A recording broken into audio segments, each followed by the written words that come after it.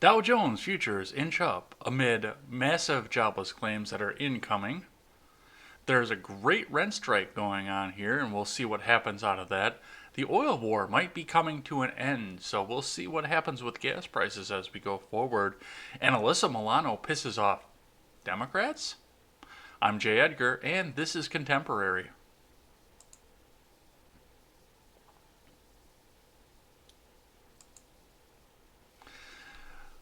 Good morning, everybody, and welcome to Contemporary. The first question I've got to ask, of course, is who is homeless today? Because rent was due yesterday, and there are a lot of people in this country that didn't pay, couldn't pay, or just didn't want to. We're going to talk about that in just a bit here after we get through the stocks.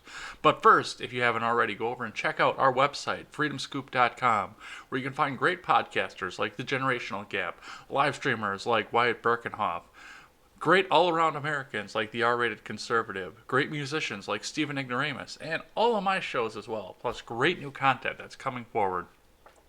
We're completely revamping the site and we're making this better for all of you, so go over there and check that out.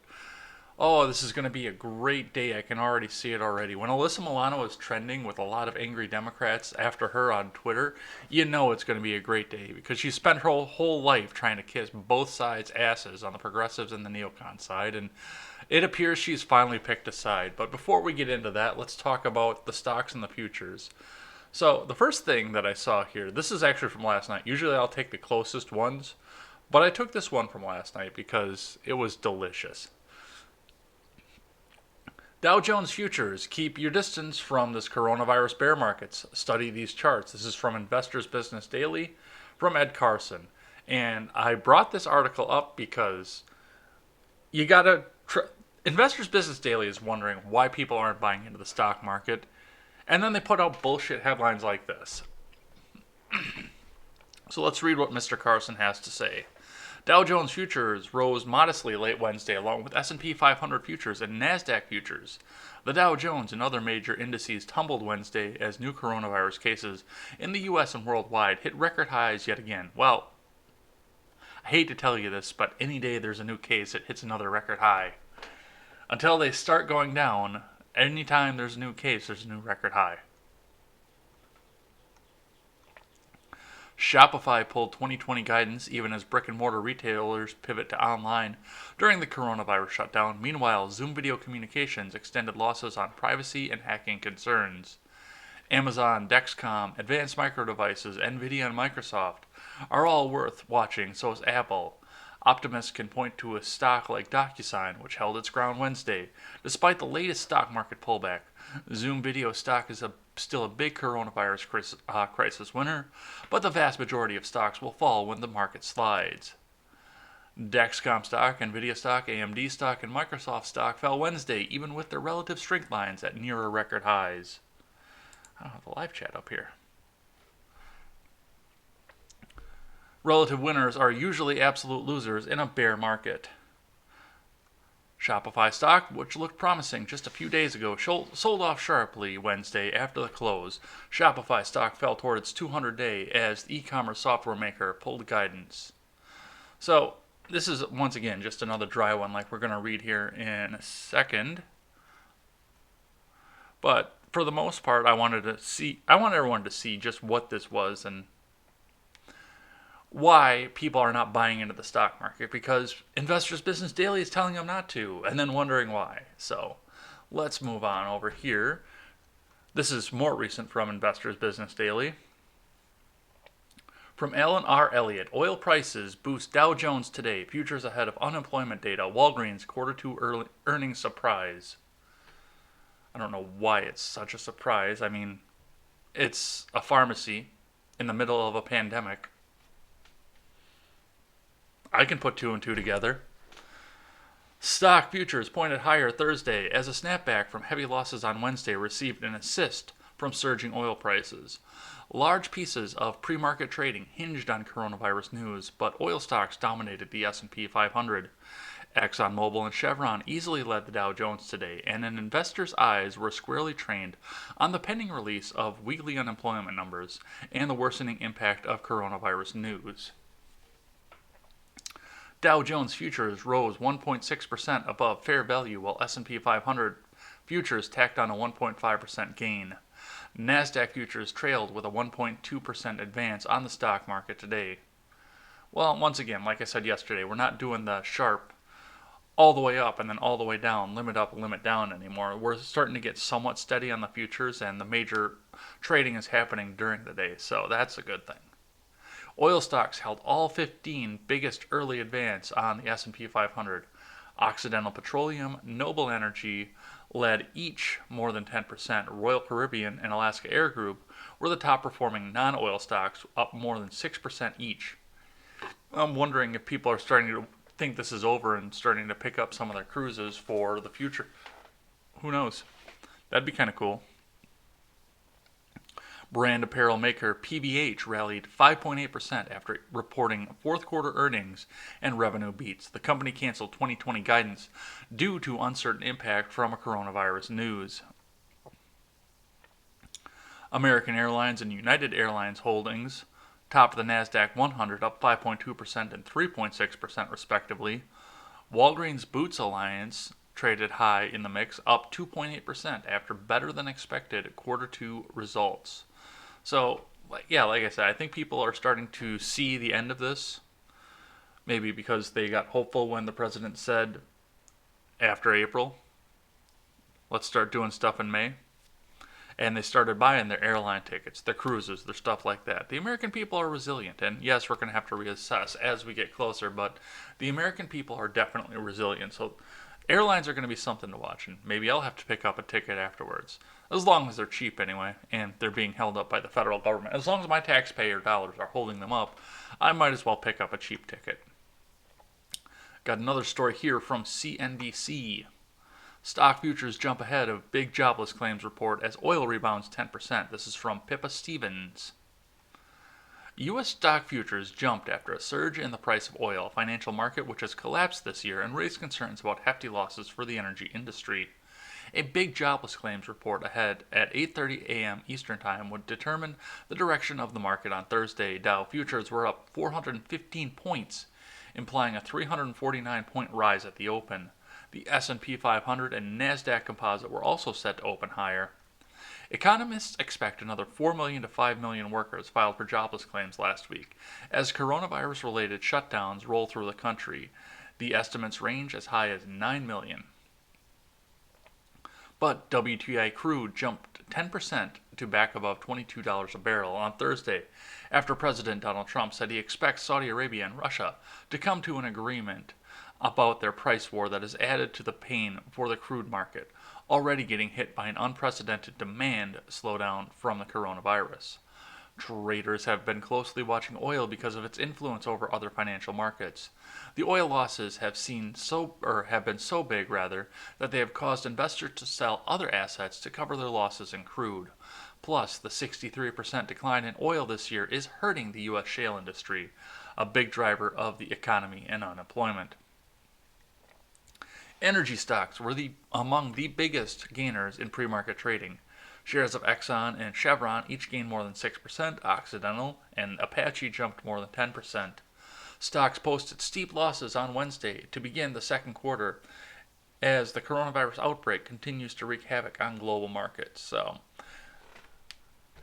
oil's king, and if oil prices go up and the U.S. markets can get back into it, we're going to see a bunch of this jump back up. But for now, go and get your gas now, because you're going to be kicking yourself if you can't take advantage of that 99-cent gas, or lower in some places. It's lower than 99 cents here in Wisconsin.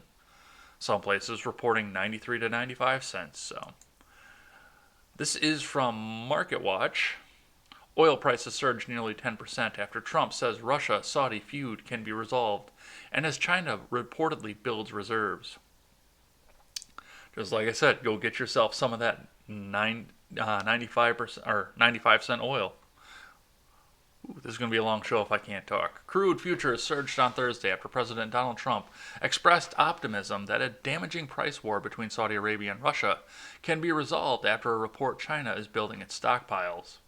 West Texas Intermediate crude for May delivered CL1 9.060%, surged nearly $2 or 9.6% to 22.80 a barrel after slipping 0.8% to settle at 20.31 on Wednesday. June Brent crude climbed 2.5 or 257, there we go, or 10% to 27.30 a barrel, a day after the contract plunged 6.1% to 24.74 a barrel on ICE Futures Europe. Having the dollar amounts and the percentage amounts right next to each other is a bit confusing, I'm not going to lie.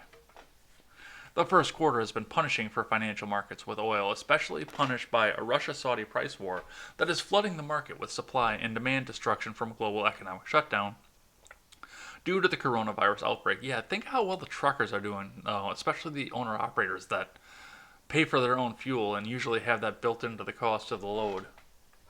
The U.S. benchmark lost 66.5% in the first quarter, the largest quarterly percentage loss based on records dating back to March 1983. Global benchmark Brent slid 65.6% for the quarter, the largest quarterly decline based on records dating to June 1988.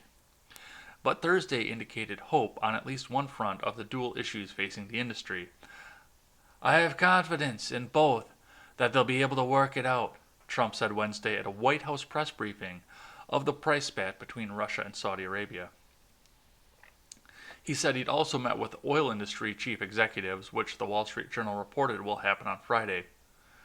"We don't want to lose our great oil companies," he said. President Trump's acknowledging the problem is the oil patch is critical, and he also reveled he had spoken with feuding Vladimir Putin and Mohammed bin Salman on the subject. However, there is, as of yet, no obvious move or reconciliation between the producers, said Stephen Innes, chief global market strategist at AxiCorp. Yeah, that's going to get clipped right there. President Trump met with Vladimir Putin. He's in his pocket again. Oh my God, the world is going to end. And one more here from CNN Business before we get into talking about the COVID. The world could soon run out of space to store oil that may plunge prices below zero. You want to pay me to take your oil and gas? Is that what you're saying? This is from Matt Egan over at CNN Business. Highways are empty. Planes are grounded. Factories are dark. The unprecedented collapse in oil demand has sent crude crashing to 18-year lows. It's lower than that, my friend, once you adjust for inflation. Supply, on the other hand, remains largely resilient amid a price war between Saudi Arabia and Russia. U.S. producers don't want to be the first to blink by turning off production. That could mean supply glut so epic that the world will soon run out of room to store all the unneeded barrels of oil. As much as we love it, first off, we were running out of oil like 10 years ago, according to every economist out there. Like, that was the thing that they were telling us. Well, gas prices are going to shoot to $33.57 a gallon because the world is running out of oil. And now we're sitting here wondering where we're going to put all the goddamn oil. Supply, on the other hand, remains largely... Oh, I read that one already. The market is starting to signal that not only is there no demand for this crude, eventually there could be nowhere for it to go, said Jeff Will, a senior energy analyst at Neuberger Berman. In other words, storage facilities, refineries, terminals, ships, and pipelines eventually could reach capacity, something that hasn't happened since 1988, according to Goldman Sachs. Distressed pricing in some corners of the oil market shows that investors are starting to price in the risk that might occur soon. Although headline oil prices such as West Texas Intermediate and Brent are trading north of $20 a barrel, some regional prices have recently plunged into single-digit territory. That is especially true for landlocked grades of crude where access to storage is even trickier. Demand is falling so fast relative to supply that very soon many producers' main issue is not going to be whether they can ensure operating profit, but rather they can find an outlet for their crude. Analysts at JBC Energy wrote in a report on Tuesday. Well, there is a white pickup truck sitting outside right there that is definitely got a demand for that crude. So, one storage option, loading all that extra crude onto ships. JBC said about 20% of the global fleet of very large crude carriers could become floating storage. But even that would not absorb the surplus. So the prices are going to start going up a little bit. Demand, I think, is going to stay down for a while, especially with planes being grounded and nobody driving anymore, which I think demand is going to stay down for a bit. I think telecommuting is going to become the new thing. But get that 99-cent gas now because you don't know what's going to happen. All right. Well, that's the stocks news here. So now it's time to talk about what everybody else is talking about and nobody can get enough of. The COVID. And we're going to start today by talking about the rent strike. This is from The Guardian. This is about survival. California tenants plan rent strikes as COVID-19 relief falls short. Renters say governor's emergency eviction protections leave many behind, and the only option is to withhold money. Does The Guardian not give me an author? I like reading the author's name because they work hard. They don't give me an author. Those bastards.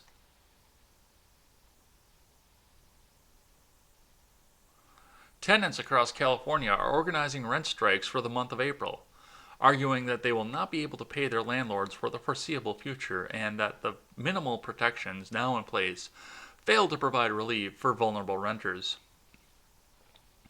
As COVID-19 shelter-in-place orders have led to a surge in unemployment and slowed down the state's economy, the California governor, Gavin Newsom, has passed a 2-month delay on imposing evictions for people who cannot pay rent due to the crisis.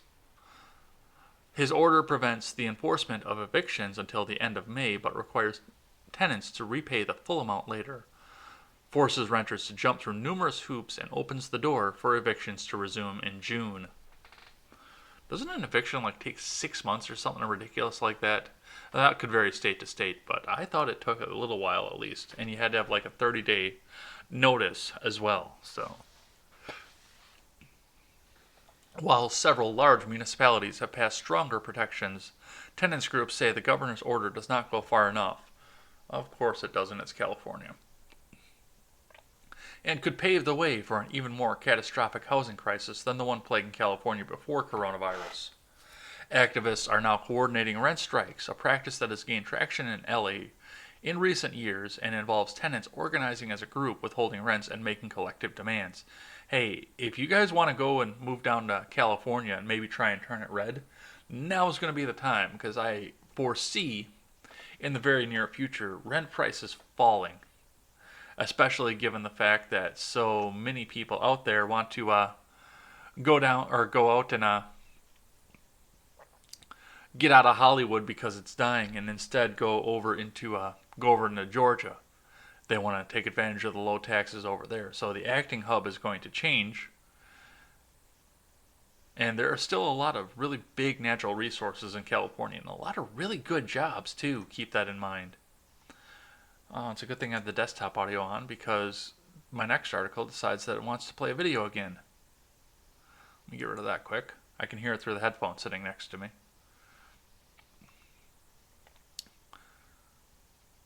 Activists are now coordinating rent strikes, a practice that has gained traction in LA in recent years and involves tenants organizing as a group, withholding rents, and making collective demands. I think I just read that. We are all suffering, but we shouldn't have to suffer to this extent, Melissa Reyes, a 25-year-old Los Angeles resident who plans to withhold her rent and is helping to organize a strike in her Boyle Heights building. This is about survival and necessity. I anticipate a lot of people should start taking the bar over in California, too. If you're a lawyer in another state, go over and take the California bar, because you're about to be able to make some good money here. Newsom's order only temporarily restricts the enforcement of evictions, still allowing landlords to start the eviction process, file notices, and move to kick tenants out when the moratorium ends. His policy further requires tenants declare in writing that they can't pay due to COVID-19 and that they have documentation, which could be a hurdle for undocumented workers, people with non-traditional employment, and those dealing with the medical crises. It also does not stop landlords from moving forward with evictions for reasons other than non-payment, such as remodeling or taking a rental off the market. It includes a lot of ways for tenants to trip us, says Michael Trujillo, staff attorney at the Law Foundation of Silicon Valley's housing program, adding, the governor has the power right now to just prohibit all evictions.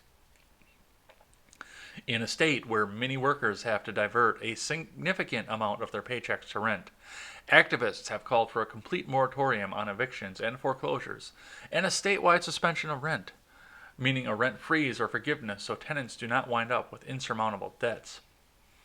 For some, the decision to pay rent and starve, or don't pay rent and pay for food, said Chris Estrada, an organizer with the Los Angeles Center for the Community Law in Action, which has fielded calls from dozens of tenants who don't have the cash to pay this week.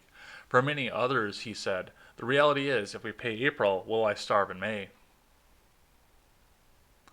So that's California's take on this, of course. So people, they want to get their building for free because the COVID has kept them out. Meanwhile, the wear and tear continues on the building. The utilities continue on the building, and landlords got to eat too.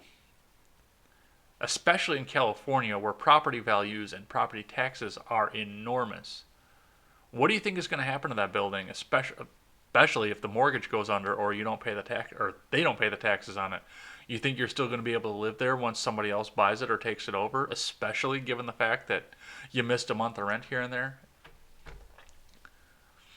It all rolls downhill, people. Let's see what WGN has to say on this. Group of Chicago tenants organized rent strike as stay-at-home order extended to April 30th. This is from Nancy Liu. Rent is April 1st for many residents, leaving tenants and landlords stressed from the financial fallout of the COVID-19 pandemic. Landlords everywhere are offering to work with tenants to help them get through the crisis financially, and that includes Mac Properties in Hyde Park. Despite that, some tenants are on a rent strike, withholding payment possibly until the crisis is over. The first of the month is a stressful marker for many of those who have lost their jobs, and the stay-at-home order hampers the search for new work. The housing dilemma was addressed in a virtual community meeting on Zoom Wednesday morning, with local landlords, tenants, and activists sharing ways to work through this frightful time. Some are calling on the state to come up with a more extensive relief plan because building owners are in a crunch too. The health and housing crisis stretches across the country. A national rally will take place at 2 p.m. Wednesday, also on Zoom, with the hashtags Cancel Rent and Cancel Mortgages. A mortgage bank saying, you know what? No, you don't have to pay. That sounds likely. First off, you got the check coming in. Most of you should be able to still get some sort of unemployment to at least keep the roof over your head. As I said, and I'll talk about later on in the show here, I haven't missed a day of work yet, so my rent check right in the box, right when it was supposed to, and I feel like a lot of people's will.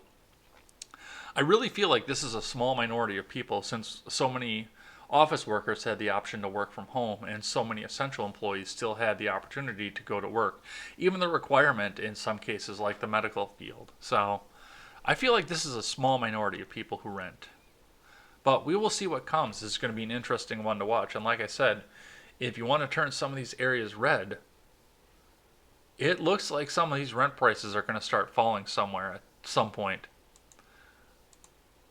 I have one more on the rent strike before we go on to more COVID news. This is from MSN Money, which is posting via CityLab. The problem with the coronavirus rent strike. This is from Kristen Capps. Millions of Americans will struggle to pay their rent on April 1st. Efforts to flatten the curve of the coronavirus pandemic have delivered a hammer blow to the economy, and for the second straight week, the number of Americans filing for unemployment is likely to be staggering.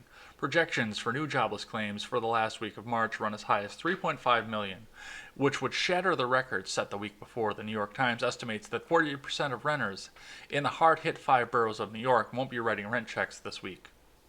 That seems a bit high. Leaders are scrambling to contain the fallout for renters and homeowners. Congress and several federal agencies have introduced moratoriums on evictions and foreclosures for people in homes backed by the government. Cities and state lenders have announced a number of measures to keep people in their homes during the crisis, too.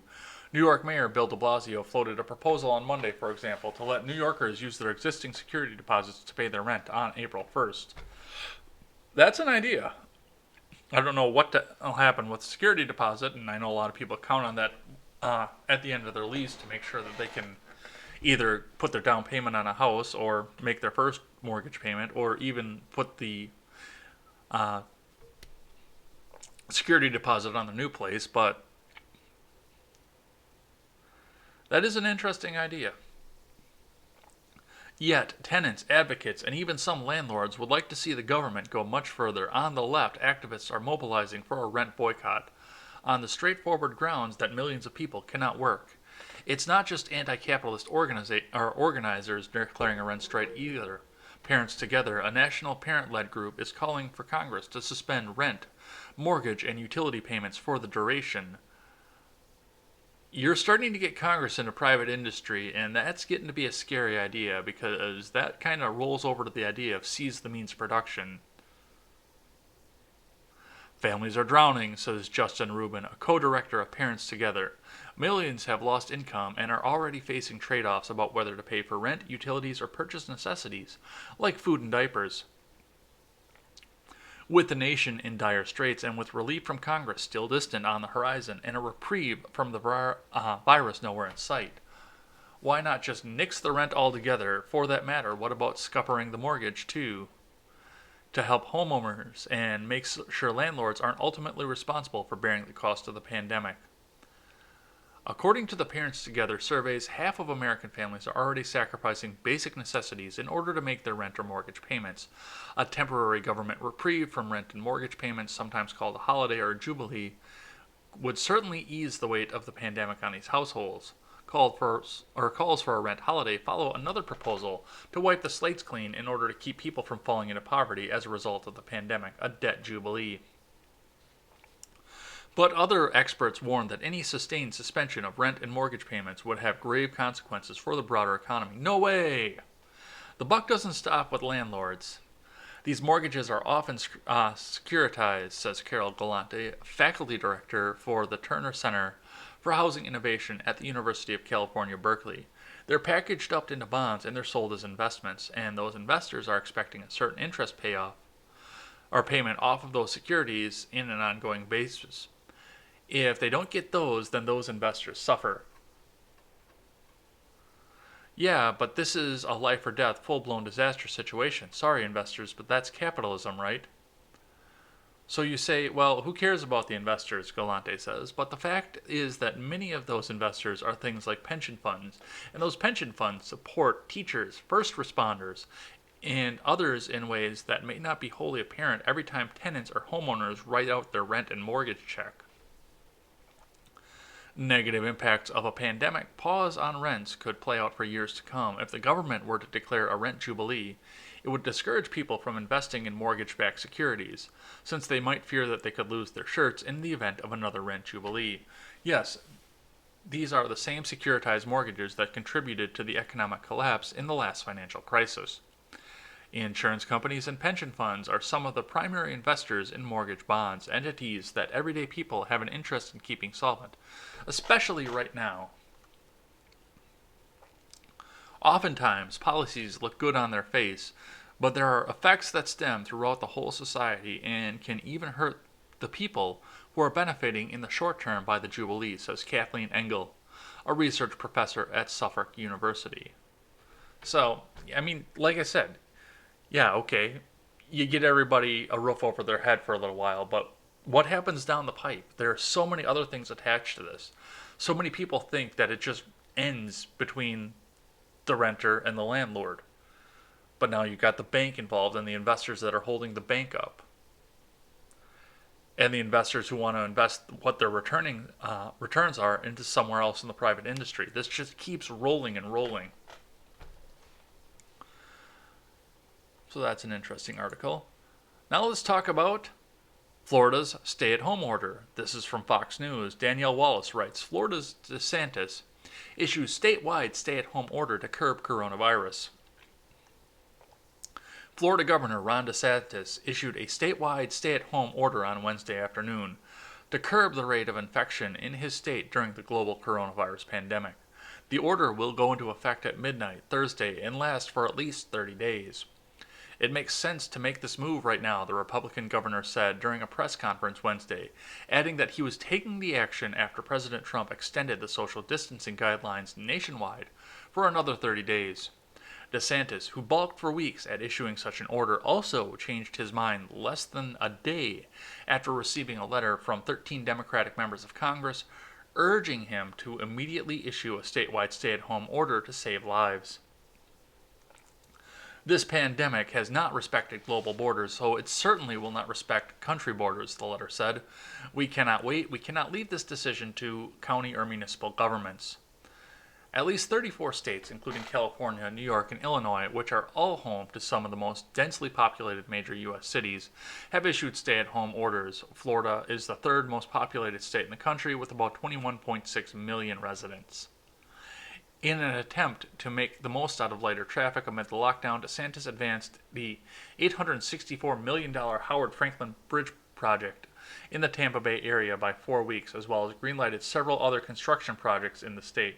I mean, if fewer people are driving, that would be about the time to start getting in on a project like this, especially in a warm state where they say, and I've seen charts that evidence this, that the COVID-19 virus doesn't really fare well. So, welcome to the club, Floridians. I know that the Generational Gap guys and Sully Blue and a couple other people are Floridians who watch the show regularly, so welcome to the club, you guys.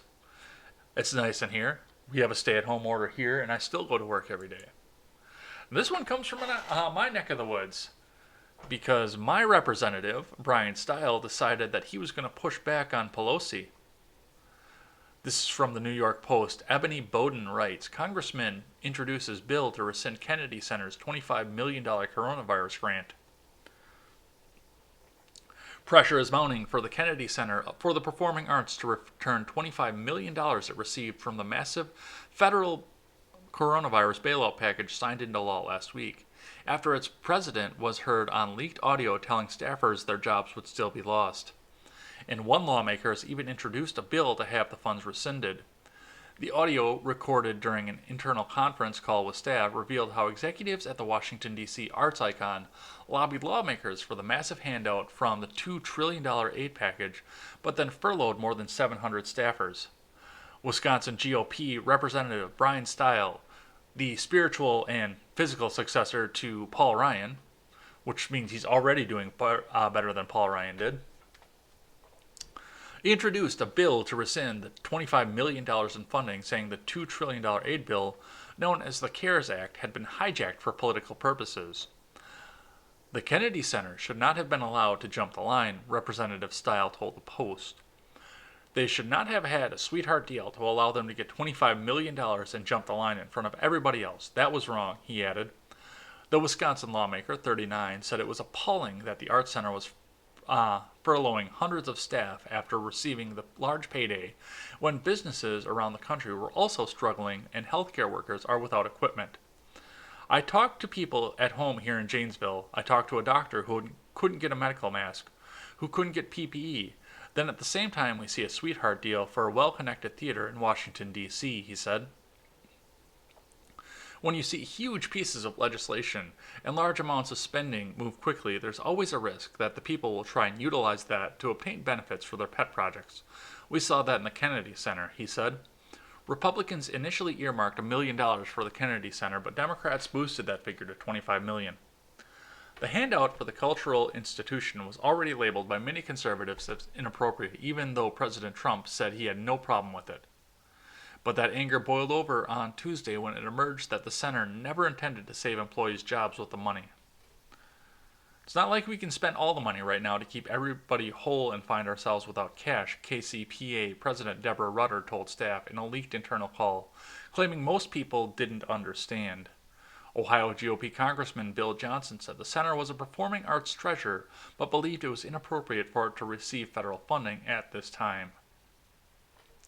I felt that way initially, and even more strongly now knowing that workers there are being furloughed despite securing $25 million from Congress, Johnson told the Post, saying the money could be better spent funding rural hospitals. There you go. And Americans who have found themselves out of work before the crisis. What a concept. So, good job, Brian.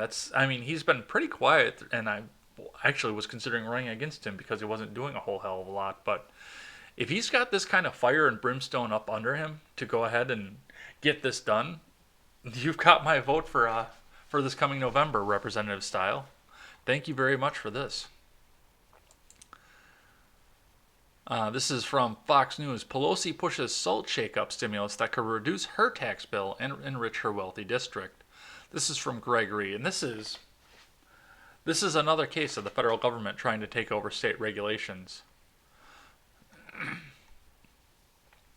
House Speaker Nancy Pelosi is pushing for a new stimulus bill that would roll back state and local tax deduction. A proposal. No, I'm sorry, I lied to you. This is not the states trying to take over, or the federal government trying to take over state issues. That would roll back the state and local tax deduction, a proposal that would predominantly help wealthy individuals, including most residents in Pelosi's district and even Pelosi herself. A 2019 report from the Joint Committee on Taxation projected that of those who would face lower tax liability from the elimination of a SALT cap, which only affects those who itemize tax deductions, 94% earn at least $100,000. The government would lose out on $77.4 billion in tax dollars, with more than half the amounts being saved by taxpayers earning $1 million or more. Those earnings more than $200,000 would reap most of the balance. California's 12th congressional district, which Pelosi represents, is among the wealthiest in the U.S., with a median of $113,919, according to census data. The average household income is $168K, meaning most residents would benefit from any significant cut to SALT. Pelosi and her husband have property tax liability of approximately $198,000, considering their 2 homes, a winery, and 2 commercial properties, public records show, indicating that the couple could reap benefits on roughly $188K given a full SALT repeal. Pelosi's 2020 property taxes in Washington, D.C. totaled $13K given her Georgetown condo and garage valued at $1,646,730. Her San Francisco property taxes totaled $51,000 plus $47,000 from her Napa winery, $64,000 from a San Francisco commercial property, and $20,000 from another building. So this is trying to get relief to people from the big populous states that actually had a tax increase this past year because the local tax deduction came out of the new tax relief bill, which gave a lot of us a tax cut anyway. But yeah, once that deduction is out, it actually made people in California pay more. So now it's time to get California and New York their tax deduction and screw the rest of us. So thank you, Pelosi, for that. I don't see this one going anywhere because the state and local tax deduction was very popular in this. Now let's check in with CNN Travel. More than 40 spring breakers who ignored public health advice test positive for coronavirus. This is from Christina Zdanowicz. That's an interesting name. I'm sorry if I butchered that. About 70 people in their 20s I missed a paragraph. Dozens of spring breakers from Texas boarded a plane for fun and came home with coronavirus. About 70 people in their 20s chartered a plane from Austin, Texas to Mexico for spring break 2 weeks ago. They went against the advice of White House officials who asked that people avoid gathering in groups of more than 10 and non-essential air travel. Now 44 of those people have tested positive for coronavirus. All of them University of Texas at Austin students, a university spokesman told CNN on Wednesday. An elected official had a blunt message for the spring breakers. Quit being an ass, Texas House Speaker Dennis Bonnen told CNN affiliate KXAN. Get over yourselves, whether you think this is an issue or not, whether you think it could affect you or not. It does. The reality of it is, I'm a college kid who's going to spring break in Mexico. You're affecting a lot of people. Grow up. What's also alarming is that some of the passengers who went on the trip to Cabo San Lucas, Mexico, took commercial flights home, the Austin Public Health Department said. Dozens of other passengers from the chartered flight are being monitored, public health officials said. The virus often hides in the healthy and is given to those who are at grave risk of being hospitalized or dying, Austin Travis County Interim Health Authority Mark Escott said in a statement. While younger people have less risk for complications, they are not immune from severe illnesses and death from COVID-19. The local public health department and UT Health, UT Austin Health, Austin, and University Health Services have contacted all of the passengers on the plane using flight manifests from the Centers for Disease Control and Prevention. The University of Texas at Austin is working to help public health officials. And like I said it on Ed's World when Eric was on, and I've said it numerous times on Contemporary. You kids are dicks. So, that was fun. We'll check in with some international news here. Italian nurse allegedly killed his medic girlfriend, falsely claimed she gave him coronavirus reports. So tensions are really ramping up over in Italy, understandably. This is from Chris Irvine.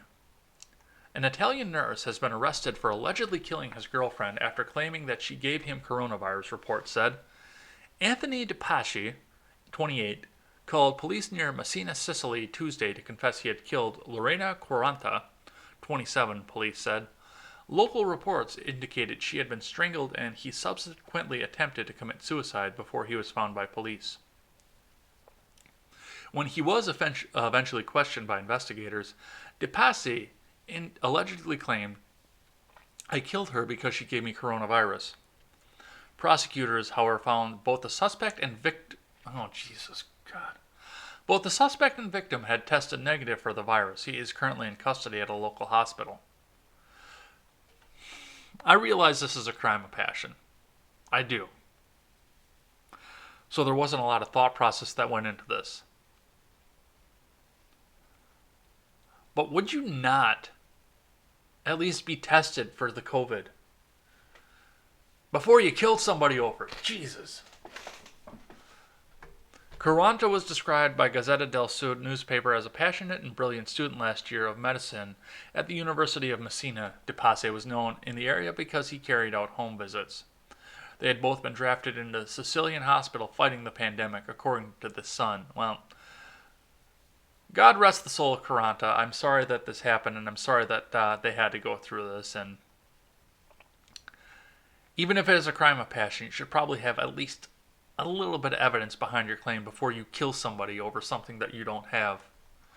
Speaking of killing people over something that people don't have, nation's top coronavirus expert told Dr. Anthony Fauci forced to beef up security as death threats increase. This is from Kate Bennett and Evan Perez over at CNN. Dr. Anthony Fauci, the country's top medical expert on the coronavirus pandemic and a member of President Trump's coronavirus task force, is facing threats to his personal safety and now requires personal security from law enforcement at all times, including at his home, a source confirms to CNN. A law enforcement official told CNN that the Department of Health and Human Services Inspector General, the agency's law enforcement arm, asked the U.S. Marshals Service for assistance following threats to Fauci. The Marshals then deputized HHS officers to act as personal security for the doctor. The Washington Post first reported the threats to Fauci and the increased security. A source confirmed to CNN last week that the presence of several members of the Washington, D.C. Metropolitan Police Department stationed at all times around Fauci's home in the district. The source added that the stepped-up visible police presence was a response to growing threats to Fauci's safety, though the source of the threats was not identified.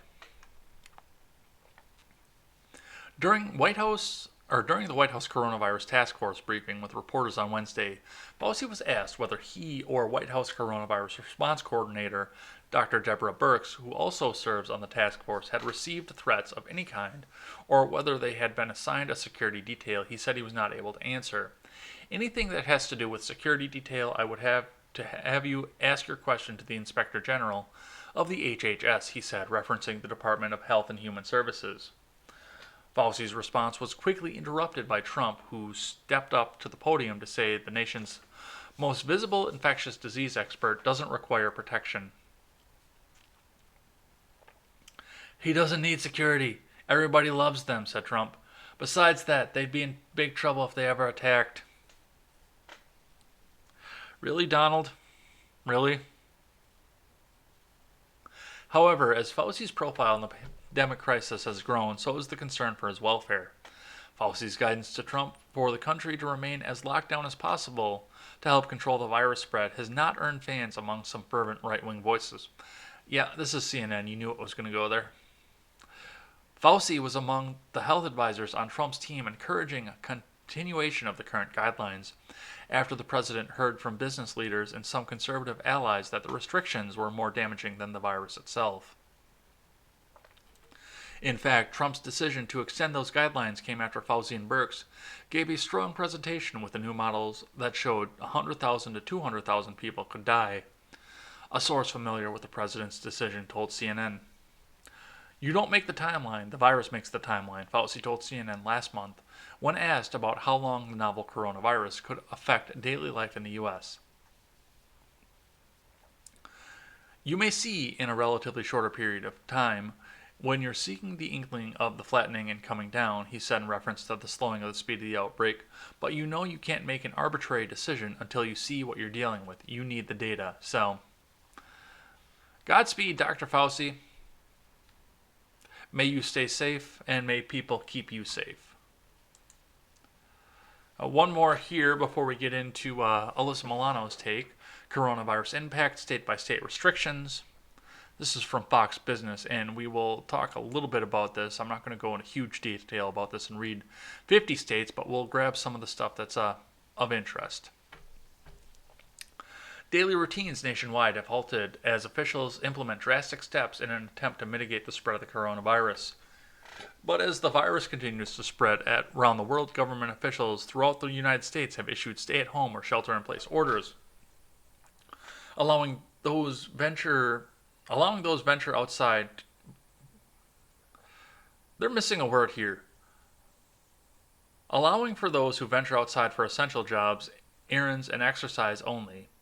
Many states have also closed non-essential businesses and limited restaurants and bars to takeout and delivery only. The aggressive measures are meant to keep the virus in check by forcing people to stay away from each other as much as possible. Last week, the White House, also in a rush to curb the spread of the disease, released sweeping guidelines that affected Americans' day-to-day lives. Groups and gatherings should be limited to less than 10 people, classes should be held online at home, and discretionary travel and social visits should be avoided. Additionally, if anyone in a household tests positive for the virus, everyone who lives there should stay home.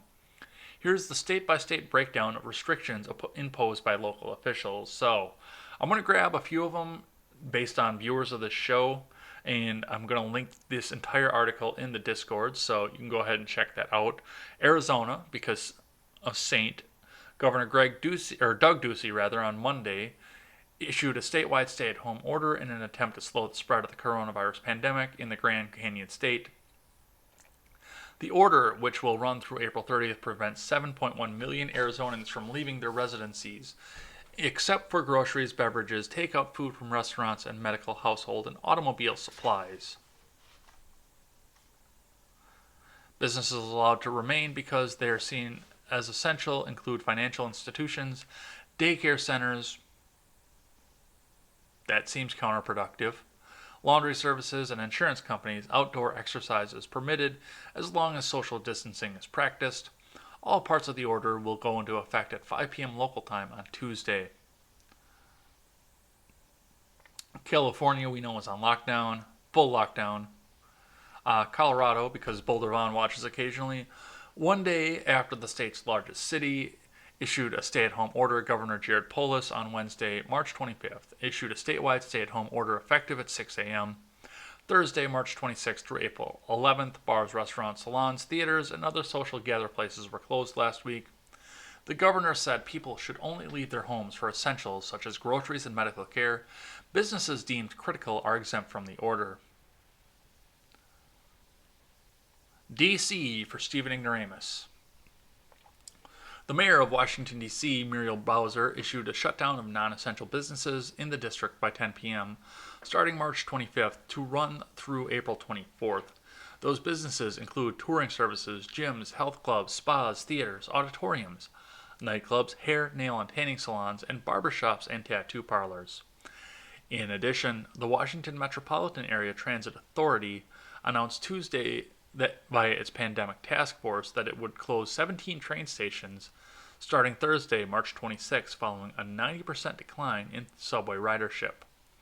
These steps will help reduce the risk of exposure to employees and save critical cleaning supplies for the remaining stations.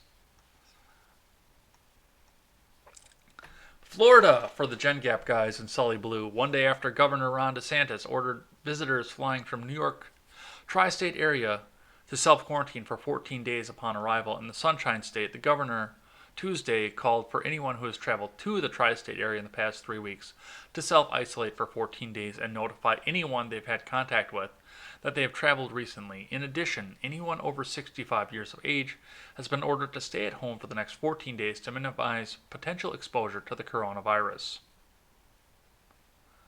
We'll grab this for Jessica Green. Georgia, Governor Brian Kemp on Wednesday issued a statewide shelter-in-place order to take effect on Friday. In addition, all public schools were ordered closed. Details of the order will be released on Thursday. The move comes after the Georgia Municipal Association urged all 538 cities in Georgia to adopt some type of emergency order aimed at slowing the spread of the virus. Illinois, my neighboring state. Governor Pritzker ordered all state residents to remain home except for the essential reasons on March 21st. The order was scheduled to expire April 7th, but on Tuesday, March 31st, Governor Pritzker announced he will sign a 30-day extension on April 1st.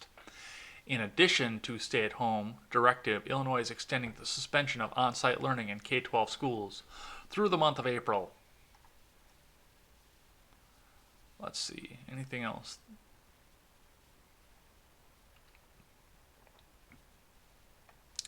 Massachusetts. Governor Charlie Baker ordered all non-essential businesses and organizations to temporarily close. Baker also directed the state's Department of Health to issue a stay-at-home order. Residents are advised to stay home and avoid unnecessary travel and other unnecessary activities in the state where the revolution took place. Michigan, Governor Gretchen Whitmer issued a stay-at-home order. This means all non-critical Michigan businesses and operations must temporarily close, and residents must stay home and stay 6 feet away from others, according to the State Department of Health.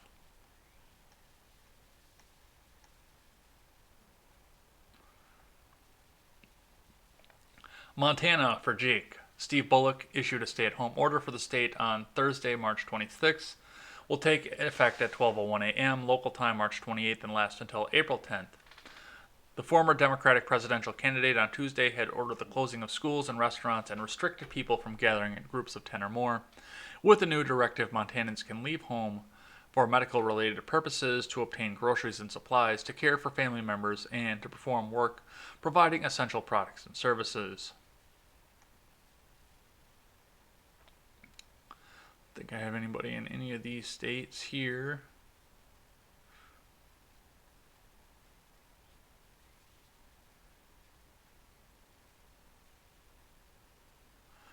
Tennessee, Texas. Texas for Seawall, we can do that. Governor Greg Abbott issued a executive order Thursday declaring anyone arriving at the airport in the Lone Star from New York, Connecticut, New Jersey, and New Orleans, Louisiana must register with the Texas Department of Public Safety and self-quarantine immediately at home or in a hotel 14 days until they leave the state, whichever happens first. While there is no statewide stay-at-home order, more than 18 counties and cities, including Dallas, San Antonio, Houston, and Austin, have an order in effect on Monday. Amarillo Mayor Ginger Nelson was the lastest official to issue a stay-at-home directive, which will begin at 11:59. Doctor runs until April 30th. The essential businesses allowed to remain open vary by county, and across the board, residents, like in other states, are permitted to travel for groceries, household supplies, medicine, work-from-home supplies, pet livestock supplies, visiting the doctor's office, and outdoor exercise such as hiking, biking, and running, as long as social distancing is practiced.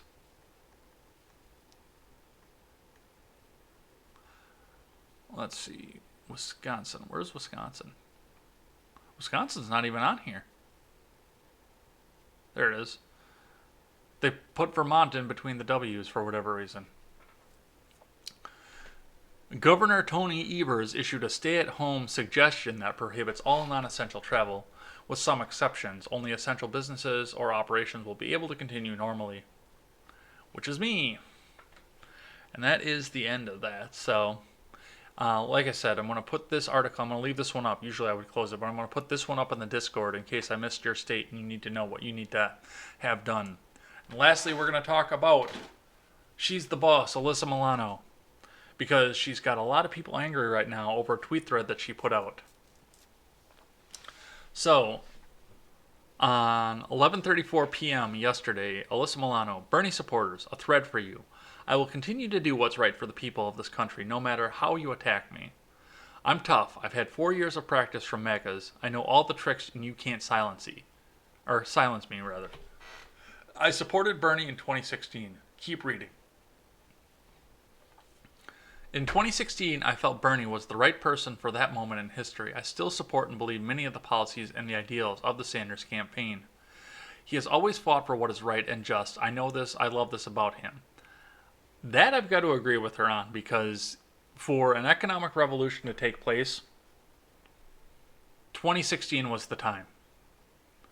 Now we have, for the most part, a good economy. It's kind of faltering right now because of the COVID, but under a good economy, or under a bad economy, was when socialism would have taken place, if it were to take place.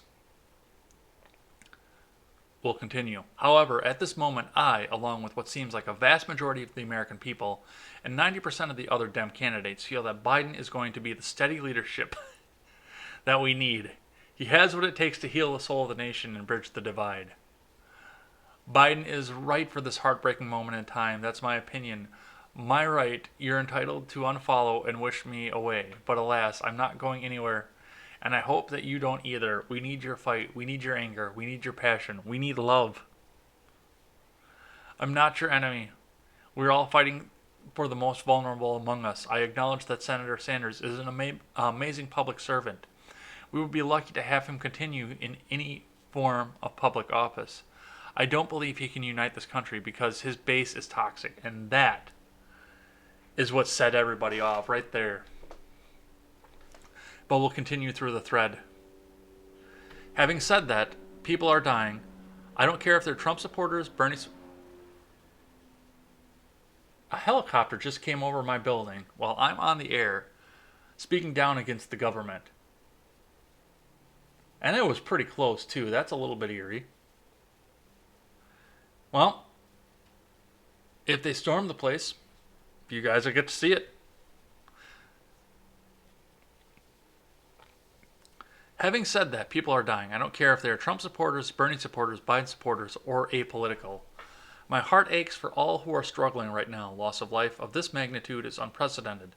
Globally, millions of people are going to die. We have a choice here. We can continue with this divisiveness and fear of the other, or we can use this moment to hold hands and carry each other through this tragedy. Nothing else matters. Hold your loved ones. Help when you can. May you always be safe. May you always be well. And to everyone who supports my tweets and being, thank you. I have so much love in my heart right now. The world has changed. I'm sorry people are toxic in my replies. Thank you for hanging in there with me. I appreciate you. Believe in believing the impossible is possible. Oh, there's so much to unpack here. Where do we begin? So, that was the part right there. I don't believe he can unite the country because his base is toxic. That is the basket of deplorables right there, and that actually may be what kills the Democratic rally that might have otherwise taken down Trump. This is basket of deplorables all over again. And it's going to incite fighting. It's going to steal the reserve of all the Bernie bros on Twitter now, having some Hollywood famous person tell them to come down and kiss the ring of the establishment. And she was trending today because of this, and she's just getting excoriated for it. I love reading the comments. If you're on Twitter, make sure you get onto this thread. Look through Alyssa Milano's Twitter, get onto this thread, and just read the comments for yourself. They're great. I may get taken off the air if I start reading them, but it is great. It is awesome. I love watching the left eat their own. It's amazing.